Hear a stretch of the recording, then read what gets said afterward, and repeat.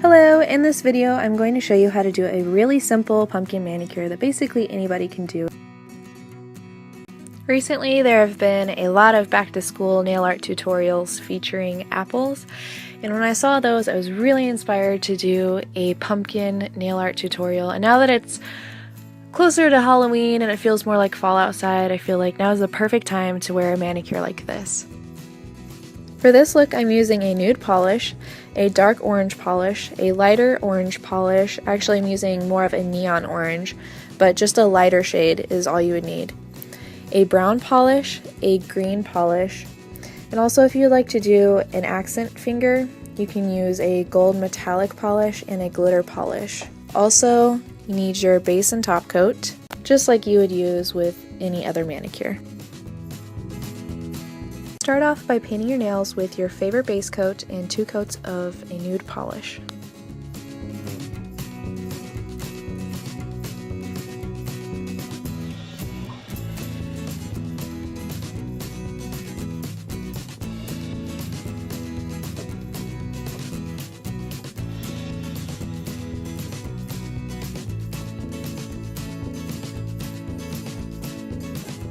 Going in with the darker orange polish, you just need to take 3 swipes down the bottom third portion of your nail.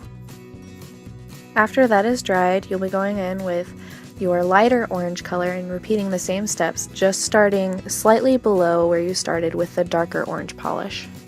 Using a dotting tool or whatever tools that you have lying around, draw in a stem using your brown polish.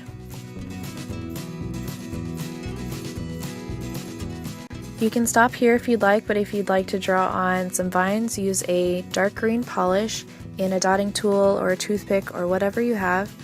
Draw in whatever leaves or vines you want, and of course since I'm trying to film this and it's hard to see what I'm doing, I make a mistake. So you can always go in and correct that using your dotting tool or whatever tool you're using to draw these on.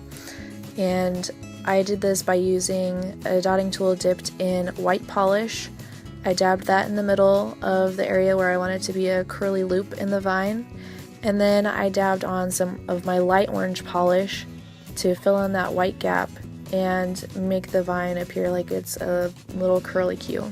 If you don't feel comfortable drawing coils in your vines, it might actually be easier to use a dotting tool to dab on some green polish along a squiggly line that you've drawn to represent your vine, and then go in with the white polish and then orange to add in the center of the coil.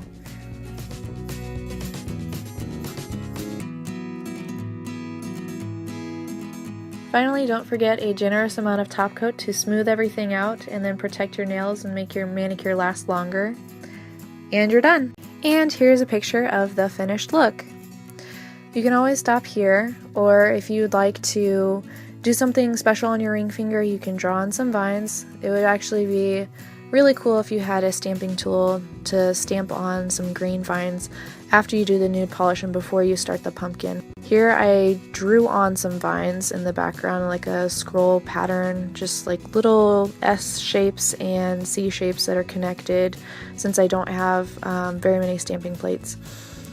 So you can always do it freehand if you'd like, or if you would like to make this a gold accent nail and not do the nude polish, you can do a gold base, or you can do gold on all of them. Basically, mix it up however you like, whatever tickles your fancy.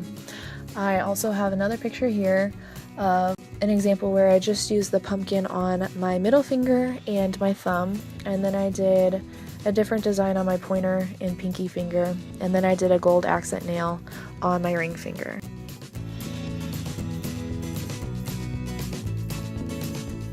Another thing you can incorporate into your design is a nail full of miniature pumpkins, which is something that I have seen Miss Jen Fabulous do in her apple nail art tutorial.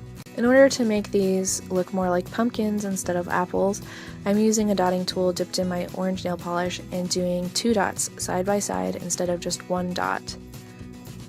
Later I went in with a toothpick dipped in green polish and I added on the stem.